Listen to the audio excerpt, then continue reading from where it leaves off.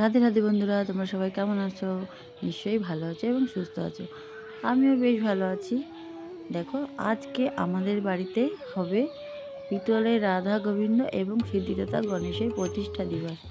মানে প্রতিষ্ঠা করবে ঘরে আমাদের। এবারে পিতলের লক্ষ্মী ঠাকুর আছে, সঙ্গে এগুলোকে আমার দিদি শাশুড়ি এনেছে। তা আমাদের প্রতিষ্ঠা করতে হয়, সেই জন্য আজকে তোড়জোড় করে মানে চলছে সকাল থেকে উঠেই। তার আগে এটা নাড়ুগুলো শেয়ার করছি। এগুলো কিন্তু তিলের নাড়ু, আমরা আগের দিন করে রেখেছি, তাই আজকের ভিডিওটি দিয়ে দিয়েছি। তিলের নাড়ু আর বানানো হচ্ছে এখন নারকেলের নাড়ু। তিলের নাড়ু করতে হেভি কঠিন, মানে সঙ্গে সঙ্গে না করলে না ওগুলো ঝরে যায়, আর হয় না, মানে হাত পুড়ে যায়, মানে হাতের তেল ওটা। আর নারকেলের নাড়ুটা পরে যদি ঠান্ডা হয়ে যায় একটু নুনে দিয়ে কিন্তু করা যায়। কে কে তিলের নাড়ু করেছে আমাকে কমেন্টে জানিও। দেখো, তারপরে আমি ঘরটা ঝাড় দিয়ে দিয়েছি, সেটা তোমাদের সঙ্গে শেয়ার করি। যেন কাজের বাড়ি, জানো তো সব কাজ করতে হবে।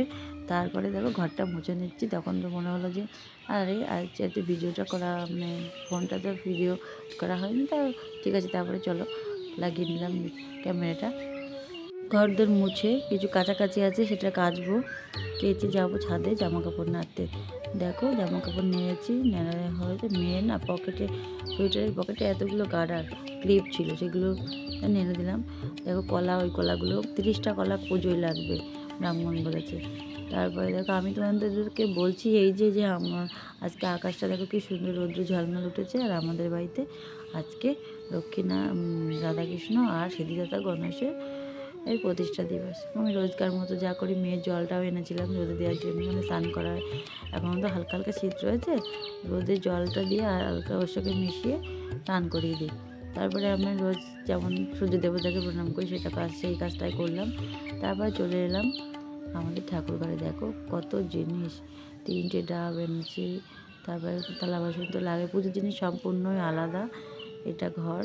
আমি সকালে মানে পুজোটা দিয়ে দেবো, যাতে ব্রাহ্মণ ঠাকুর তো 10টায় চলে আসবে। ঘরের পুজোটা না দিলে ঠাকুর এখন আঁকে থাকবে। আর যেহেতু গোপাল রয়েছে, ওকে দিতেই হবে, তাই আমি তাড়াতাড়ি দেখো চলে এলাম পুজো দিতে। আজকে সব ঠাকুরকে স্নান টান করি, গোপালকে রোজই স্নান করানো হয়। সব ঠাকুরকে স্নান করিয়ে দেবো, বিছানাটা পাল্টে দেবো, মা লক্ষ্মীর জামাটা চেঞ্জ করে দেবো। আর তা সব ঠাকুরের এখন তো ঠান্ডা ঠান্ডা আছে, সব ঠাকুরের গায়ে সোয়েটারগুলো থাকবেই। ফাল্গুন মাস, মাঘ মাসটা চলে গেলেই তখন পরে খুলে দেবো। দেখো সব বিছানাটা তুলে ফেলেছি, ঝেড়ে নিয়েছি তোষকটা। ওটা একটা চাদর পাতা, সব উলের চাদর, ঠাকুরকে ঠান্ডা লাগে না। সব দেখো ওদেরকে মানে বিছানাদের পাল্টে দিচ্ছি। লক্ষ্মী ঠাকুরেরও সোয়েটার, দেখো আমাদের লক্ষ্মী ঠাকুরটা কী সুন্দর না। লক্ষ্মী ঠাকুরের গলার নেকলেসটা, মাথার মুকুটটা কিন্তু রূপোর উপর সোনার জল করা। লক্ষ্মীর বিয়ে কানের দুটো সোনার। আমার বিয়েতে নাকের পেয়েছিলাম অনেকগুলো ছোটো ছোটো, অত নাকের তো লাগে না, সেই দুটো নাকের প্রায় একই রকম, শুধু মাঝখানের মানে পাথরটা আলাদা। তাই সোনার কানের লক্ষ্মী ঠাকুরের কানে পরানো। হাতের দুটো চুড়িও ওনার রূপোর উপরে সোনার জল করা। তারপর দেখো শিব ঠাকুরকে আমরা সবাই আজকে মালা গেঁথে দিচ্ছি। আকন্দ ফুলের শিব ঠাকুরকে 11টা ফুলের আকন্দ মালা দেওয়া হয়েছে। আর বাবা লোকনাথে 12টা আকন্দ ফুলের মালা গেঁথে দেওয়া আছে। আর গোপাল আছে, দেখো গোপালের গলায় এগুলোতে কুন্দ ফুলের মালা গেঁথে দিয়েছি। আজকে কুন্দ ফুলের মালা গোপালকে দেবো, রাধাকৃষ্ণকে দেবো, মানে তার জন্য গাঁথা হয়েছে। দেখো এটা হলো ব্রাহ্মণের ভুজি। পুজো দেওয়া কমপ্লিট আমার। এবার আরও কাজ আছে, ওদিকে লুচি সুজি ভোগ আন্ন, মানে খিচুড়ি ভোগ হবে, মানে এইসবগুলো দিতে হয় ঠাকুরকে, সবই দিতে হয়। আর এগুলো দেখো বাইরে যখন ঘরে, মানে ঘর দুটো দেখলে না, ওই ঘর দুটো বাইরে দুটো কলা গাছ বসবে, কলা গাছের সাথে যে ঘর দিতে হয়, তাতে সরার উপরে ধান দিয়ে বসাতে হয়। তাই জন্য ঘটে পুতুল এঁকেছি। ঠাকুরগুলোকে কেমন লাগছে বলো তো?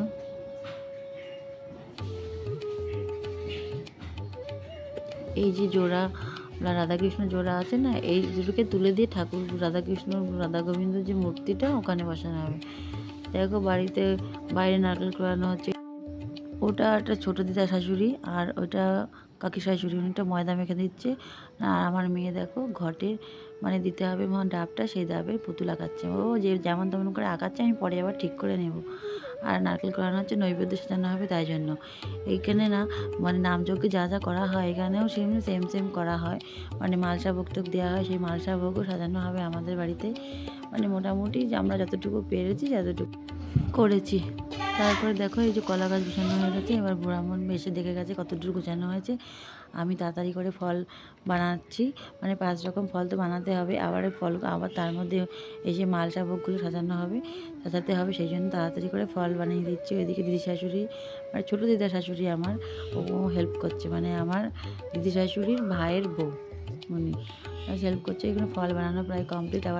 আবার নৈবেদ্য দিতে হবে, যেটা একটা হলো 9টা, একটা 5টা, একটা সেটা সব ফলগুলো সব নৈবেদ্যতে সব রকম জিনিস দিতে হয়। তোমরা যারা পুজো করো নিশ্চয়ই জানো, সবগুলো একটা করে ফল দিয়ে সাজিয়ে নিল। এই যে আমাদের ব্রাহ্মণ ঠাকুর, এই কাকু, ওনার নাম শম্ভুনাথ চক্রবর্তী, তিনি খুব ভালো পুজো করে মানে তুমি অনেকে বলে না ব্রাহ্মণের যেমন টাকা দেবে তেমন পুজো করবে, ইনি আমাদের, আমি শ্বশুরবাড়ি বিয়ে হওয়ার পরের থেকেই যত পুজো করছে, উনি কিছু বলে না, আমরাই দক্ষিণা যেমন পারি তেমন দিই, কিন্তু উনি ভালো পুজো করে। এই দেখো মালসা ভোগ সাজানো হচ্ছে। মালসা ভোগে আমরা শেষ পর্যন্ত মানে 41 ভোগ দেওয়া হয়েছে আমাদের বাড়িতে। এই মালসার মধ্যে ছোট হয়ে গেছে, কিন্তু বলেনি তো কী জন্য হাঁড়ি লাগবে, বলেছে একটা হাঁড়ি, যদি বলতো মালসা ভোগ দেওয়া হবে তাই জন্য তাহলে আমরা বড় হাঁড়ি নিয়ে আসতাম। তাই এটুকুনির মধ্যে মানে যত রকমের প্রসাদ দেওয়া হবে তত রকমের সব প্রসাদ, পনির, মিষ্টি, 5 রকম মিষ্টি, সুজি, খই, মুড়ি, বেতসা, দুধ, কাঁচা দুধ, ফল, মানে সব রকম ফল, আর এই তুলসী মঞ্জুরি। আর দেখো লাস্টে বাবার বলছে গরম মশলা, এলাচ আর মানে লবঙ্গ, এ কটা দিয়ে দই মই সব দেওয়া হয়েছে। 41 ভোগ, এটা মালসা ভোগ এই হিসাবে রইলো। দেখো কি সুন্দর, মানে এটারে কি বলে, লাল চেলি শাড়ি দিয়ে মুখটা বেঁধে রাখবে, মানে ভালোও লাগে পুজোর কাজ টাজ করতে। দেখো 5 রকম ভাজা, আবার একটা খিচুড়ি মানে খিচুড়ি ভোগ দিয়েছে না, সেটা বললো কি যে 5 ভাগে ভাগ করে নিয়ে আসো, আর 5টা যে আমরা ভাজা দিয়েছি সেই 5টা ভাগই মানে সবটাই করে দিয়ে রাখো। আমি না প্রথমে ভাবছিলাম কীভাবে 5 ভাগ করবো, তারপরে মাথায় বুদ্ধি এলো কোনাকুনি 3 কোনা করে দিলে তো হয়ে যাবে। আর ডাবের জল, ওই মালসা ভাগের মধ্যে ডাবের জল দেওয়া হবে। এই দেখো ওই 5টা অন্নভোগ করা হয়েছে, তার মধ্যে ওই মালপোয়া টলপোয়া সব দেওয়া হচ্ছে। আর আমার মেয়ে ঢামুনি শাড়ি পরবে বাবার গাড়িতে বসে বলছে ফটো তোলো। আর একজন বলছে যা আশীর্বাদ করো মা লক্ষ্মী। হ্যাঁ, মা লক্ষ্মী তো অবশ্যই, বাড়ির মেয়ে সবসময় মা লক্ষ্মী হয়। এই ঠাকুর মানে কাকু পুজো করা আরম্ভ করে দিয়েছে। দেখো ভালো করে মানে ফটোগুলো আসেনি, মনে হচ্ছে কি ঘোলা এসছে আসলে। দেখো রাধাকৃষ্ণ আর গণেশকে বসিয়েছে ছোটো গামলায় স্নান করানোর জন্য। পিতলের গামলাটা একটু ছোটো হয়ে গেছে, কিন্তু বড় একটা গামলা, ওদের তো রোজ স্নান করাতে হবে না, আজকের জন্যই খালি। গোপালের গামলা আছে, ওটা আরও ছোটো হয়ে যাবে, তাই হলো না। তাই যাই হোক, তুলসী পাতা, ফুল, কাঁচা দুধ দিয়ে স্নান করাচ্ছে, স্নান করিয়ে বসিয়ে দেবে ঠাকুরকে। আর এইটা হলো আমার মেজো দিদা শাশুড়ি, আর ওনারকে বন্ধু কোথায় হবে, উনি এসছে কোথায়, তাই আমাদের বাড়িতে পুজো হচ্ছে দেখে আসলো। যাই হোক, ওনাকে প্রসাদ দেওয়া হলো, মানে ঘরে যেগুলো আলাদা করে রাখা আছে পুজো বাদে সেগুলো দেওয়া হলো। তা উনি কান্না করছে আর বলছে ভগবান যেখানে টানে গোবিন্দ আমাকে টেনেছে, তাই আমি আসলাম। উনি আবার গোবিন্দকে 21 টাকা দিয়ে গেল, দিয়ে কিছু কিনে দেওয়ার জন্য। আর এই যে দুজন খেলা করছে, ও শাড়ি পরবে না, ও চুড়িদার, ওর কোনো ইচ্ছা নেই। দেখো কি সুন্দর গণেশের মুখটা, গণেশের এই শাড়িটা সাদা ড্রেসটা পরানো হয়েছে, আমার বর পরিয়ে দিচ্ছে। আর এটা এটা কৃষ্ণ ঠাকুরের মালাটা, মানে কাকুই ঠিক করে দিল যে এই মালাটা, সাদা রঙের মালা দুটো রাধাকৃষ্ণকে পরা, আর হলুদ যে মালাটা এনেছে সেটা গণেশ ঠাকুরকে বলা। দেখো কি সুন্দর লাগছে আমাদের কৃষ্ণ ঠাকুরকে। এই যে রাধারানী কাকু দেখাচ্ছে উঁচু করে, এখানে ঘট পেতে বসিয়েছে একটা টুলের পরে। এখন আপাতত গণেশ ঠাকুরকে মুখটা দেখা যাচ্ছে না, আসছে না ভাবে।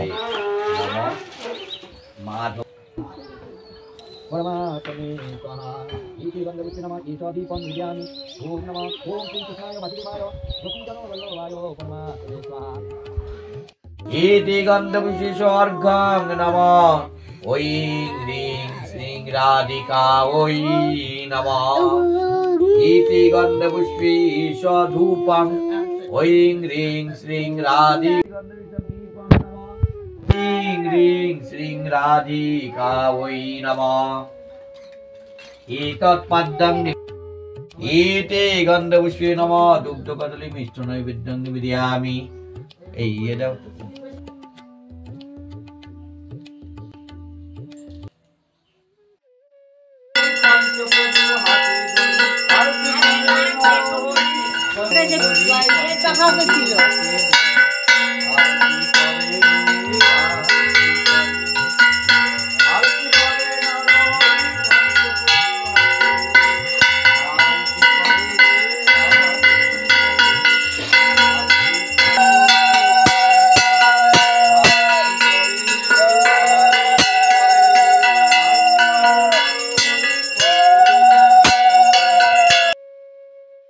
এত সময় পর নিজের দিকে ক্যামেরা ঘোরাতে তো টাইম পেলাম।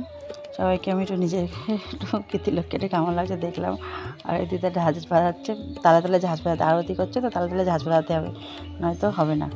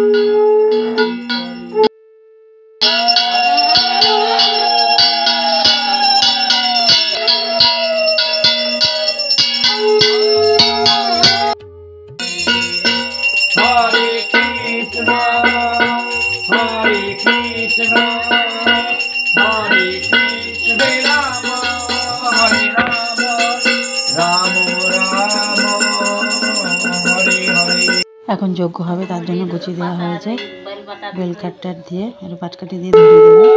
যজ্ঞ শুরু হয়ে গেছে, মন্ত্র পড়বো।